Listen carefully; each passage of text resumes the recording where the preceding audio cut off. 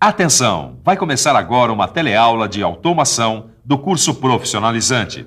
Este módulo tem um total de 20 aulas. Hoje você vai assistir a teleaula número 10. Bons estudos!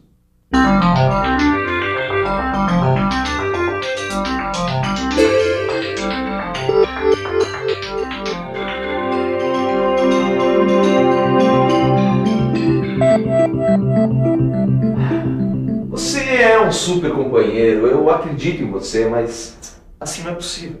Você está perdendo a memória. Eu tenho certeza que eu te passei todas aquelas informações. Agora, onde é que você botou? Você não está lembrando de nada mesmo? Ô mano, tá louco? Tá falando sozinho? Não, Torquato, ainda bem que você chegou. Eu estava perguntando para o nosso amigo aqui onde é que ele escondeu aquelas informações sobre microcomputadores. Não, eu lembro. A gente guardou num arquivo chamado micro que deve estar aqui no Word. E é justamente isso que a gente vai ver na teleaula de hoje. A gente vai entender e conhecer melhor como os microcomputadores funcionam. A gente vai ficar sabendo que os microcomputadores têm uma parte física e uma parte lógica. Vamos ver que a memória dos computadores classifica-se em dois tipos e é muito importante para o funcionamento deles. E a gente vai ver também que o micro tem alguns componentes básicos e outros periféricos. Na teleaula de hoje, você vai conhecer algumas coisas técnicas dos microcomputadores. A primeira coisa que a gente precisa saber é que hardware é toda a parte física do computador. São os circuitos integrados de dentro, o monitor, o teclado, o mouse. O hardware é como se fosse o corpo e seus órgãos. Já o software é a parte lógica, que faz o computador funcionar. É o programa que está gravado na memória dele. O que o Mano está querendo dizer é que software é como se fossem os pensamentos, as decisões do microcomputador. Foi exatamente o que eu quis dizer. Microcomputadores de todos os tipos para várias finalidades. Nós vivemos numa época onde a interatividade entre pessoas e máquinas é muito grande. Os microcomputadores são circuitos eletrônicos que funcionam com sistemas digitais, ou seja, com 2 níveis de tensão, como a gente viu na nossa última teleaula. Os níveis de tensão têm um valor máximo, que é a informação 1, e um valor mínimo, que é a informação 0. O computador funciona sempre com esses valores para tomar as suas decisões. Esses valores são chamados de bits, dígitos binários. A gente já viu isso na última teleaula. Você lembra?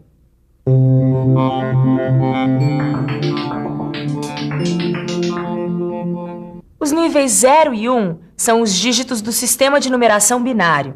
O sistema binário tem apenas o 0 e o 1. Com a combinação desses 2 dígitos, a eletrônica digital pode representar qualquer quantidade. Os dígitos binários são chamados de bits. Quer dizer, cada bit representa um nível de tensão elétrica. Então, o nível 0 representa uma tensão de 0 volts e o nível 1 a mais alta tensão do circuito. É por isso que os circuitos eletrônicos trabalham só com vai ou não vai, certo ou errado, sim ou não, 0 ou 1. O dígito binário 0 ou 1 determina toda a escolha que o micro pode fazer. Então o sim é 1 e o não é 0. O certo é 1 e o errado é 0. Esses bits são como as letras que formam a língua que a gente fala. Então, são os bits que formam as informações básicas para os microcomputadores. Os conjuntos de bits são chamados de bytes, de word e de double word. Vamos ver isso melhor. Byte é um conjunto de 8 bits. Um byte é igual a uma informação para o computador. Word é um conjunto de 16 bits. Uma word é igual a uma informação de 2 bytes. Double word é um conjunto de 32 bits. Uma double word é igual a uma informação de 4 bytes. O computador pode pensar e executar funções lógicas. Ele tem uma memória que guarda todas as informações e os programas que precisar. Os computadores têm componentes básicos e componentes acessórios. Os componentes acessórios são a parte externa do computador. O teclado, o mouse e o monitor. Os componentes básicos ficam aqui dentro, nas placas de circuito do computador, ou seja, na UCP, onde fica o cérebro, o auxiliar do cérebro e as unidades primárias de memória. Vamos entender isso um pouco melhor. O processador, ou a unidade central de processamento, é um circuito integrado. É o que faz o computador funcionar. É esta UCP, também conhecida como CPU, que opera e executa as funções lógicas do computador. Este cérebro do computador precisa de uma fonte de alimentação, da memória e, às vezes, de um circuito de apoio. É a CPU também que determina, junto com a memória, a velocidade do processamento.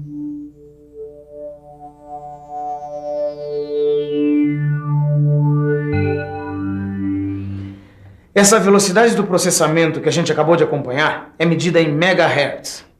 Megahertz é uma unidade de frequência que indica quantas operações a CPU pode executar por segundo.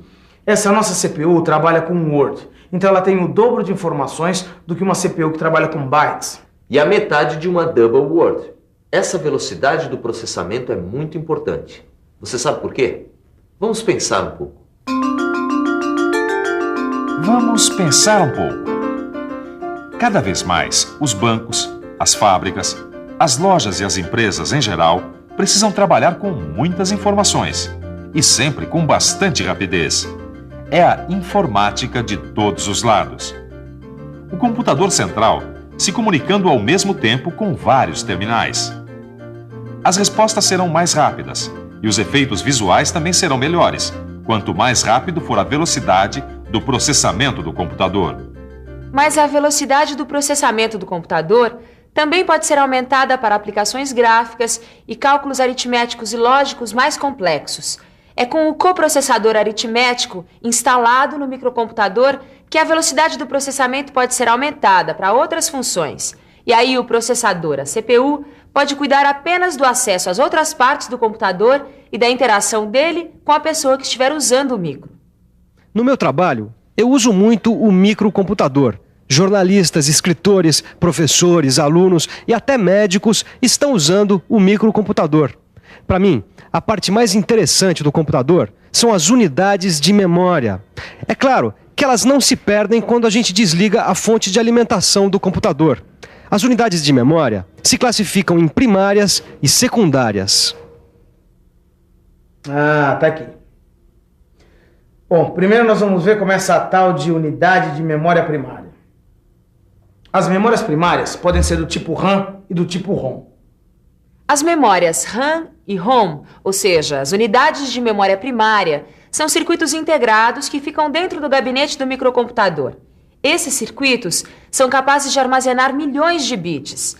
As informações do computador ficam na memória e são processadas pela CPU. Ah, Torquato. É por isso que a velocidade do processamento não depende só da CPU. Depende também da memória.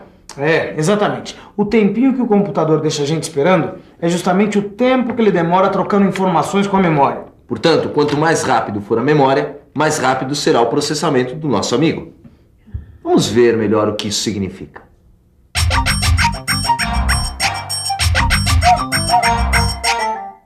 Quando a gente usa um microcomputador, os aplicativos, ou seja, o trabalho que a gente quer que ele faça, é encaminhado para o sistema operacional. E o sistema operacional faz com que a unidade central de processamento, a CPU, comece a trabalhar. Aí, esse processador vai buscar as informações nas unidades de memória. Ah, agora sim. Estava faltando a unidade de memória secundária. Vamos ver como essa supermemória funciona? As unidades de memória secundária conseguem guardar uma enorme quantidade de informações. Essas unidades são magnéticas e por isso elas são mais lentas que as primárias. Quando um usuário do microcomputador quer um programa de memória secundária, para que essa operação não seja muito demorada, o programa deve ser copiado pela CPU na memória RAM. Aí a gente pode usar, mudar alguma coisa se precisar e depois guardar de novo nas unidades de memória secundária.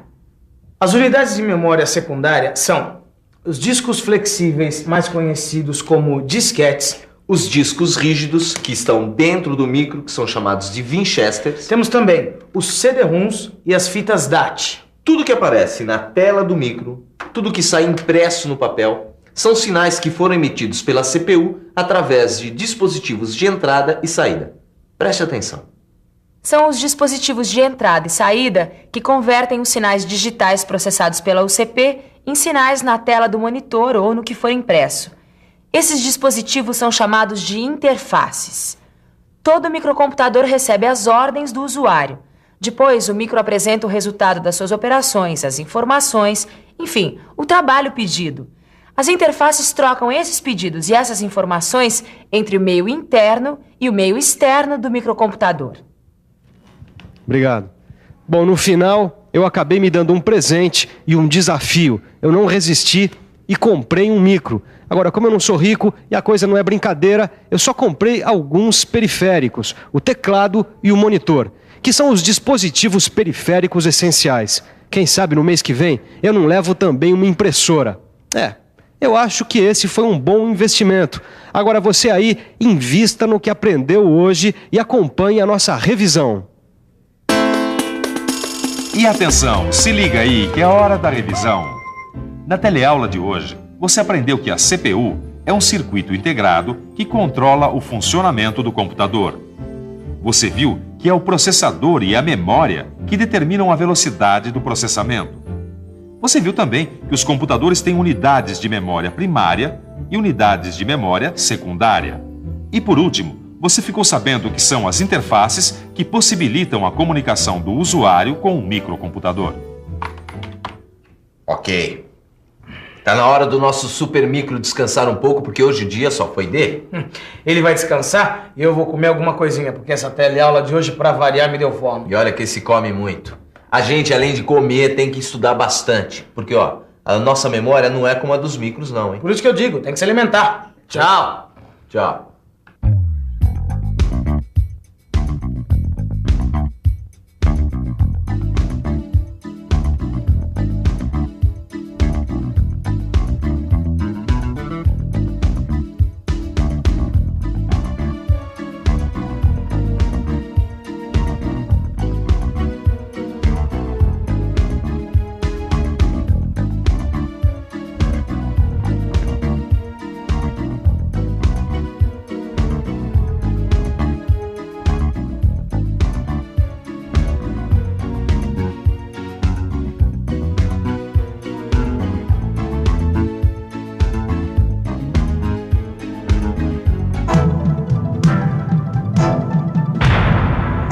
Telecurso 2000, um programa de educação do Sistema Fiesp e da Fundação Roberto Marinho.